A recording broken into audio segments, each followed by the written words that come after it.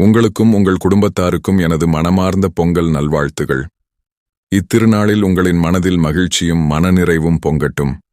பொங்கல் தினத்தை நெய் சிந்தும் சர்க்கரை பொங்கலுடன் கொண்டாடி மகிழுங்கள். உங்களுக்கு எல்லா நலன்களும் கிடைக்கப் பெற்று மகிழ்ச்சியாக இருக்க இறைவனிடம் பிரார்த்திக்கிறேன். உலகை காப்பது இறைவனது வேலை, உங்கள் வேலை இல்லை. இங்கே இதற்கு பெரிய தடை. நான் இப்படி, இன்ன விதம், இன்ன வழி, இன்ன குணம், இன்ன மொழி, இனம், குலம் என்கிற அகங்காரம் பற்றி உள்ளே கேள்வி கேள். ஆன்மா அகன்ற பிறகு, இறந்த பிறகு என்ன மொழி, என்ன இனம், என்ன நிறம், எவ்வளவு உயரம், எத்தனை பணம், எவ்வளவு அழகு எல்லாம் ஒழிந்தது. மனதையும் உள்ளே திருப்பு. மரண பயம் போகும். எது இவ்வுலகை ஆட்டி வைக்கிறதோ அந்த மரண பயம் ஞானிக்குச் சிறிதும் இல்லை. சரி சரி, கிளம்பு என்கிற தன்மை ஏற்பட்டுவிடும். இது பெரிய விடுதலை. உன்னை படைத்த சக்தியை உலகையும் படைத்தது. உன்னை காப்பாற்றும் அந்த மகா சக்தி அவ்வாறே உலகையும் காப்பாற்றும்.